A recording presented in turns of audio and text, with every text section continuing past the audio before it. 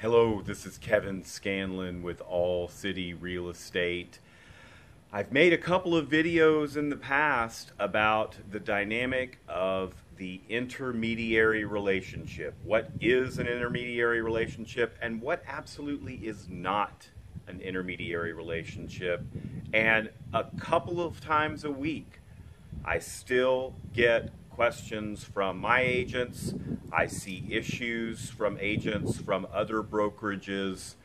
That makes me know that there's still a lot of confusion and a lot of just wrong, bad information about the intermediary process. So I want to clear that up today. And what I've done is I've created a flow chart that outlines exactly what is and what is not an intermediary relationship, and the questions that an agent might ask based on the dynamic of the situation that they're currently dealing with. Yes or no questions.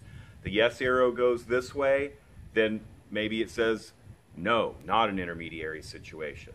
The no arrow goes this way, yes, that's an intermediary situation. Now, this flow chart was not invented by me.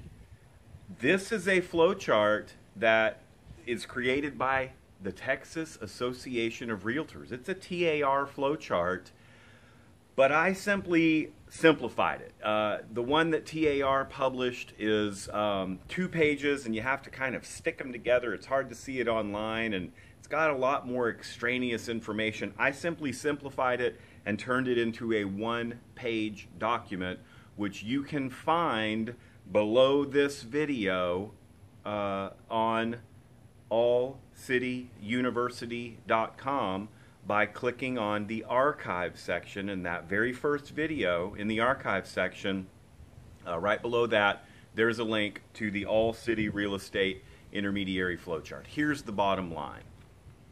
The most common situation that creates confusion in my experience has been if you have a listing, if you're the listing agent.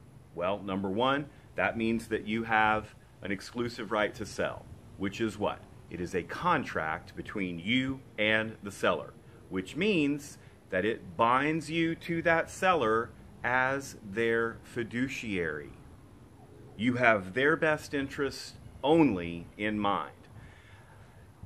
An unrepresented buyer comes to your listing via an open house or calls you from the yard sign, calls you from an online advertisement and says, hey, I want to take a look at the house.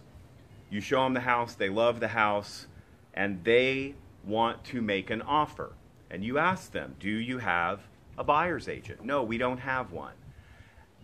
Would you like to be represented?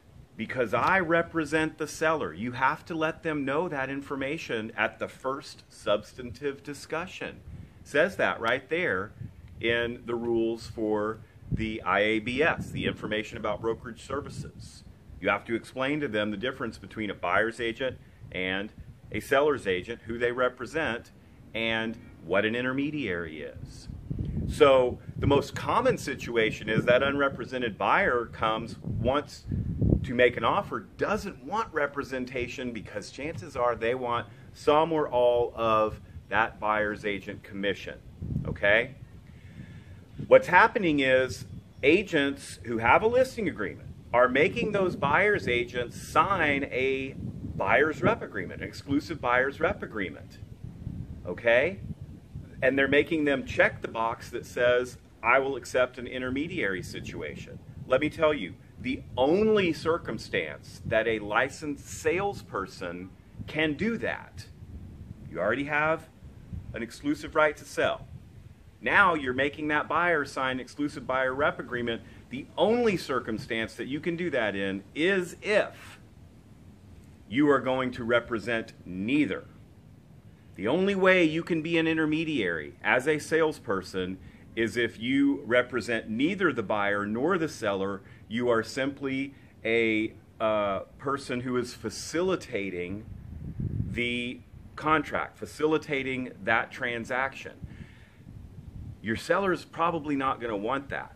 And so what you're going to need to do if your seller wants to maintain that representation, which you would have to ask them that question in the first place to even have that buyer sign a buyer's rep. Remember, you're their fiduciary. You have only their best interest in mind.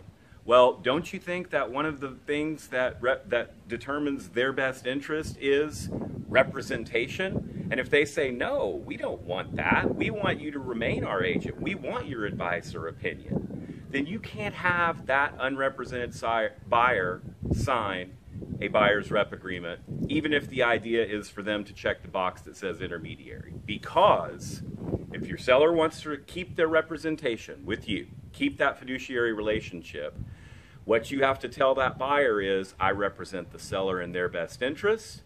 I can write this contract for you, but I do not represent you. You have no representation in this transaction. And I am only going to represent the seller and their best interest. And if the buyer agrees to that, great. However, that's not an intermediary situation.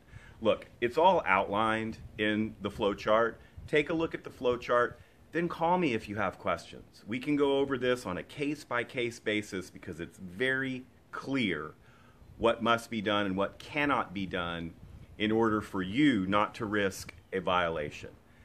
Again, as you may know, here at All City, we believe in a collaborative agent world, a world where information and knowledge can cross over broker boundaries. That's why I create these videos. That's why you're always welcome to give me a call at 512-775-3846. As I said, to see the flow chart, log on to allcityuniversity.com and click on that archive tab and take a look at that very first video and the flow chart right below it.